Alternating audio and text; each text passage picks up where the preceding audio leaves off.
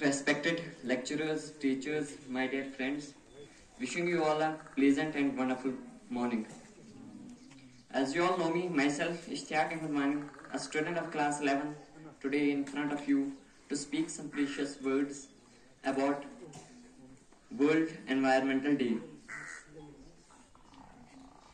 The topic given to me was environmental protection with special reference to Indian Constitution. I will just clear it to you with simple words.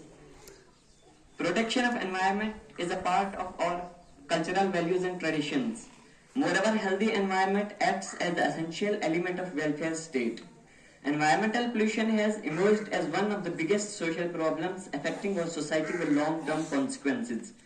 Our country, India, is now under an obligation to fulfill the basic aim of socialism that provide garbed standard of living to all which can be possible from a pollution-free environment.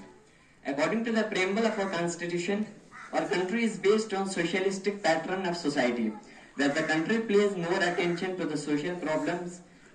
Initially, the Constitution of India had no direct provisions for environmental protection, while global consciousness for the protection of environment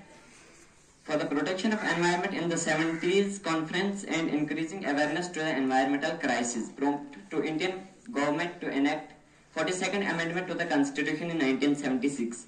Many constitutional provisions are made to pertain environmental protection. The Indian Constitution has multiple articles that address environmental protection, with two being the most prominent, Article 48A and Article 51A. Article 48A, which is a part of Directive Principle of State Policy, obligates the state to protect and improve the environment and safeguard forest and wildlife. Article 51A, a part of the fundamental duties, which makes it a duty of every citizen to protect and improve the natural environment, including forests, lakes, rivers and wildlife. The directive principles under the Indian Constitution directed towards ideas of building welfare states.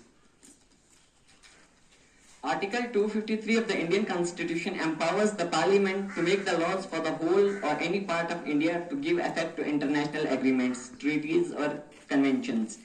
This article has been crucial in enabling India to enact environmental laws like the Environmental Protection Act of 1986, which was part in response to the Bhopal gas leak disaster.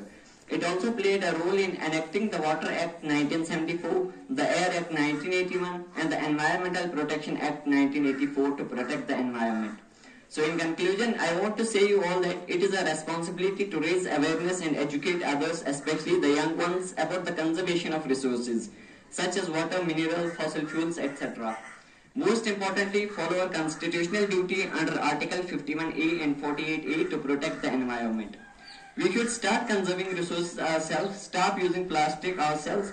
We should start saving environment individually. The greatest threat to our planet is the belief that someone else will save it. Gandhiji once said, "Earths provide enough to satisfy every man's needs, but not anyone's greed." So on this World Environment Day, let us pledge to be the guardians of nature, not just for ourselves, but for the future generations. The Indian Constitution has given us the right to live in a clean environment and also the duty to preserve it. Let us honor our responsibility with action, not only words. Thank you.